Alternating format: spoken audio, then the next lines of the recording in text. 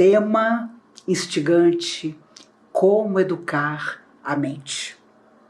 E me recordo muito de uma antiga mensagem de Emmanuel através de Chico Xavier, quando ele dizia que nossa cabeça, nosso cérebro, nossa mente é como um grande escritório dividido em vários departamentos. E ele cita na mensagem: cada departamento importante, todos eles, para a manutenção da nossa vida na Terra, antes de vir à Terra e além da vida na Terra. Entretanto, num dos parágrafos da mensagem ele diz que havia um coordenador de todos os departamentos desse grande escritório da nossa mente, que se chamava vontade. E aí nós vamos levar nossa lembrança a André Luiz, que através dos 16 livros que psicografou através de Chico Xavier, narra a sua surpresa impressionante, a sua história dolorosa. Ele, um médico e sanitarista emérito, mas que jamais havia cogitado, enquanto na Terra, da imensidão do que ele não sabia. E me lembro também de Emmanuel dizendo a Chico, quando Chico sempre comentava que quando ia às consultas médicas, e ia a muitas pelas dificuldades de saúde que ele tinha, quando ele ficava na sala de espera, ele fechava os olhos e o primeiro desejo dele, o primeiro pensamento era uma prece em que ele pedia às forças do bem que o médico que ia atendê-lo pudesse ser inspirado para acertar com o seu diagnóstico, com a sua necessidade. E as pessoas brincavam: mas Chico, justo você, que tem Emmanuel, que tem Dr. Bezerra ao seu lado. E ele dizia: todos deveríamos fazer isso. Na hora da consulta, pedir que as forças do bem estejam inspirando o profissional que vai nos atender. E, uma vez conversando com Emmanuel, falando sobre esse seu costume, Emmanuel disse a ele: se todos os médicos orassem, pretextando que através da oração, do pensamento nobre e positivo, todos os profissionais, principalmente aqueles que cuidam da nossa saúde, estariam sintonizados com as forças maiores e poderiam ser muito mais úteis na hora da necessidade da pessoa que eles iam socorrer. André Luiz, no entanto, no mundo espiritual, descobre que a cabeça não está no corpo físico acima do coração por acaso. Ela comanda os nossos impulsos, embora os nossos impulsos nasçam dos nossos sentimentos. E por isso, dominar os nossos sentimentos, educá-los, conhecê-los, evangelizá-los, se podemos dizer assim, é uma das primeiras tarefas para educar a nossa mente. É por isso que há pessoas que raramente passam por perturbações espirituais, embora tenham uma vida dolorosa e difícil na Terra. Porque, de alguma maneira, elas encaram as lutas e o sofrimento de uma forma tão objetiva e racional que não se deixam levar pelas divagações, pelas ilusões, pelas decepções e nem se consideram afastadas das coisas boas e da misericórdia de Deus quando as coisas não caminham como elas desejariam. Já outros não ficam enfermos só do corpo, mas antes da alma, do espírito. E os amigos espirituais dizem que um dia a medicina terá que se render à certeza de que quando o corpo adoece, muito antes, a cabeça já estava enferma. Já estávamos atraindo energias que acabam por fragilizar o nosso corpo físico. A medicina já está seguindo esse caminho. há muitos médicos que hoje acreditam que emocionalmente nós afetamos tão profundamente o nosso corpo de carne que até graves enfermidades podem ser creditadas às questões da emoção que nós não solucionamos. Há uma pesquisa feita há anos entre mulheres americanas que desenvolveram em determinado momento das suas vidas câncer de mama. Quase 70% delas, portanto a maioria, havia vivido sérios rompimentos afetivos que não haviam sabido solucionar com equilíbrio. E com isso somatizaram aquela perda, o divórcio, o luto, e surge depois então o câncer de mama. Era uma coisa tão notória que a pesquisa não pôde deixar de observar que um outro grupo de mulheres que não havia sido acometido pela doença tinha tido as mesmas perdas, na mesma intensidade ou até maiores, mas haviam sido, de certa forma, tinham uma maneira diferente de encarar aquela situação. Por isso, quando nós desencarnamos, todos sabemos, porque André Luiz nos colocou isso em suas obras, nós somos convidados a contar o que se passou na nossa vida na Terra. E, obviamente, quem conta a sua própria história gosta da ilusão, gosta muitas vezes de dulcificar o que fez, o que aconteceu. Há uma história deliciosa, há muitos anos contada na evangelização infantil, que é a história do lobo mau reencarnado. Todo mundo conhece, Roque Jacinto nos conta que o lobo mau desencarna e, claro, ele não tinha comido a vovozinha, ele não tinha nenhuma intenção ruim com o Chapeuzinho Vermelho. Só que enquanto ele falava, para sua surpresa, da sua cabeça saía como um filme que mostrava a quem estava em volta o que realmente havia acontecido. Isso é uma realidade. No mundo espiritual, não vai adiantar dourar a pílula, porque enquanto a nossa cabeça estará pensando em como contar as coisas erradas que fizemos de uma maneira que nos torne vítimas, a nossa mente, como um projetor, vai mostrar o que realmente se passava. E aí a situação fica complicada. Por isso também, as almas suicidas passam por um processo de renovação em que os nossos irmãos hindus desencarnados e são especialistas em hipnose, fazem um trabalho seríssimo com as almas suicidas para que elas reprogramem suas mentes no mundo espiritual, nos hospitais de refazimento, para então planejar aqueles que têm condições, uma próxima existência. Tudo na cabeça. A cabeça comandando, determinando aquilo que nos impulsiona. Por isso, quando nós educamos os nossos sentimentos, quando nos sublimizamos, quando nos tornamos melhores, vamos aperfeiçoando a nossa capacidade de pensar, de transmitir o positivo e de absorver o positivo também. Por isso, quantas vezes já ouvimos alguém dizer: nossa, eu tive uma sensação horrível, eu tinha uma mágoa tão grande de fulano e toda vez que eu lembrava dele, embora ele tivesse me feito alguma coisa ruim, o mal-estar que eu sentia era absurdo. E os amigos espirituais dizem que quando lembramos de alguém com mágoa ou com raiva, antes que o nosso pensamento atinja aquela pessoa em quem pensamos, primeiro o pensamento nos inunda, depois vai na direção da pessoa que estamos pensando. Por isso, o mal-estar.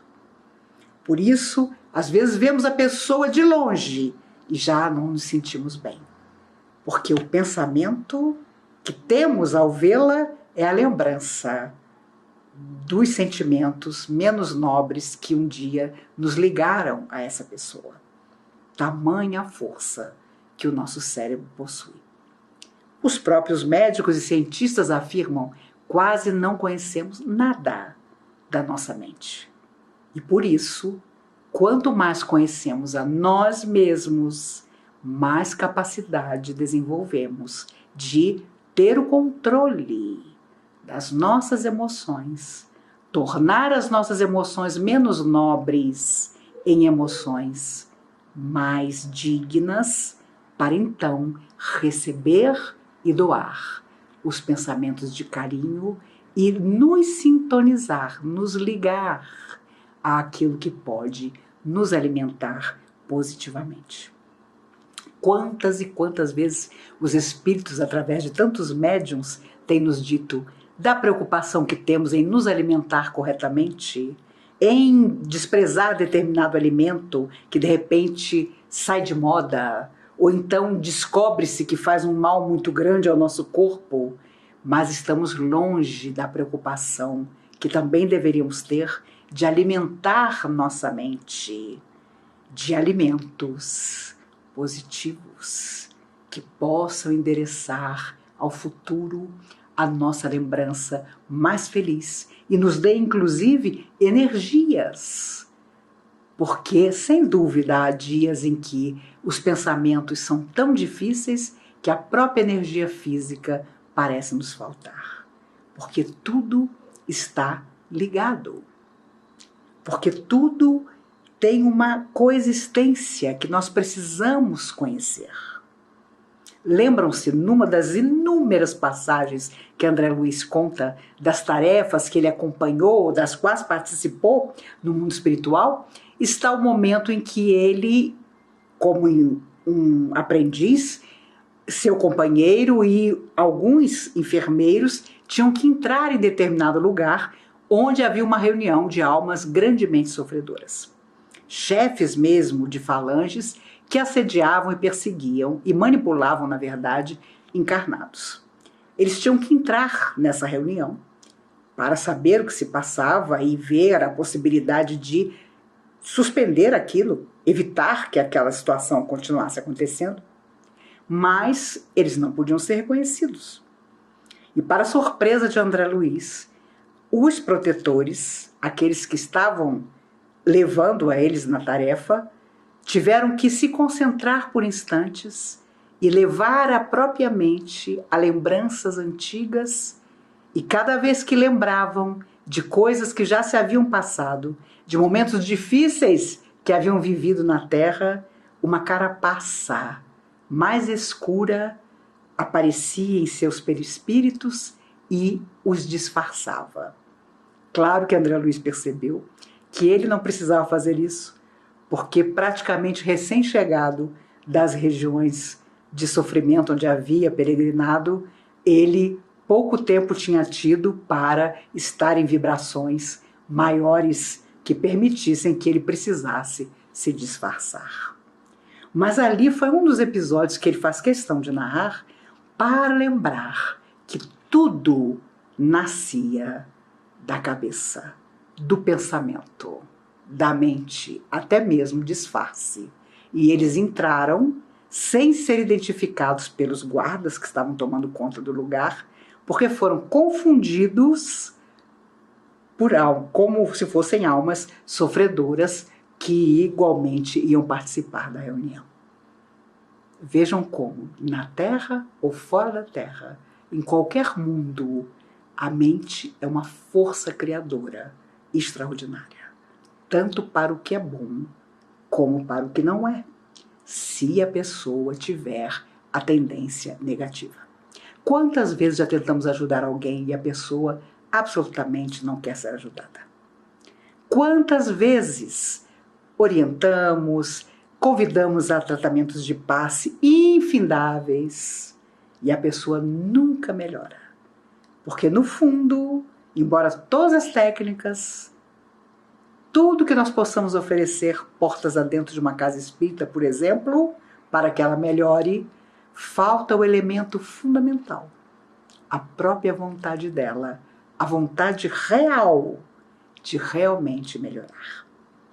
Na Comunhão Espírita de Brasília, durante muitos anos, um tratamento físico-espiritual, que na época, na década de 70, chamávamos todos de tratamento de cura, até que os amigos espirituais nos corrigiram, porque nem todo mundo que lá estava em tratamento seria curado, até por questões espirituais e por aí vai. Mas ouvi o Dr. Bezerra de Menezes mais de uma vez comentar que, para que houvesse uma cura, 3 elementos eram fundamentais. Primeiro, da natureza vinha toda a energia que eles misturavam com o que traziam dos laboratórios do infinito. E o terceiro elemento, além das energias que traziam do mais alto e do que recolhiam na natureza, era o mais complicado, que era a própria pessoa enferma. Havia na pessoa enferma que ali estava rogando ajuda o terceiro elemento fundamental para que, porventura, houvesse a cura. E é extraordinário pensar sobre isso, porque foi por isso que Jesus afirmou sempre: vê, tua fé te salvou. Ele jamais disse: eu te curei. Eu coloquei forças em funcionamento para que você ficasse bom. Afirmava: tua fé te salvou. Para dizer sempre: é de você que nasce tudo, o que é bom e o que não é. Essa lógica a doutrina espírita nos ensina para que nunca esqueçamos. Porque ela envolve a nossa vida desde o momento, aliás, antes até do nosso renascimento e quando saímos do corpo também. Por isso vemos pessoas que têm um tônus vital impressionante. Os anos passam e elas permanecem vigorosas, embora naturalmente envelheçam. E há outras que, ainda moças, ficam arqueadas, desanimadas, cheias de dificuldades. Mas quando você vai conversar, as dificuldades não são, na verdade, físicas, mas algo na emoção que não consegue melhorar nunca. Quem de vocês nunca tentou ajudar alguém e não ouviu da pessoa: ah, você não entendeu o meu problema? Essa é uma frase-chave de quem, na verdade, não quer ser ajudado. E olhe, o que tem de gente que não quer ser ajudada é demais. Dureza é você, ao longo dos anos, perceber a diferença entre aquele que realmente quer ajuda e aquele que vai pedir ajuda sempre, mas nunca realmente vai querer ser ajudado de verdade. E existem muitas pessoas assim. Eu conheço pessoas que chegaram à Comunhão Espírita de Brasília no final de 1972, exatamente como eu tinha 15 anos, e que até hoje, quase 50 anos depois, tomam passe. E não tem coragem de dizer se são felizes ou não são, porque a verdade é que não podem ser felizes aqueles que deixam os anos e os anos passarem sem fazerem nada por si mesmas e pelos outros. Não é simplesmente estudar doutrina espírita, ir para um grupo mediúnico, desenvolver mediunidade. Isso todo mundo pode fazer. Mas há transformação real. O objetivo de realmente dedicar parte da sua vida a uma mudança que vai fazer diferença mesmo para você, para a sua saúde, ainda que nós tenhamos todas as dificuldades inerentes ao nosso DNA, à nossa herança genética, familiar, às nossas lutas que muitas vezes nós mesmos pedimos antes da nossa vinda à Terra. Mesmo assim, existe uma saúde que é a saúde da nossa cabeça e do nosso coração. Essa nos cabe permanentemente acolher e aperfeiçoar. E, obviamente, isso nunca acontece se nós não nos dedicamos a fazer o bem. Aí surge o grande convite da doutrina espírita, que é o convite de todas as religiões.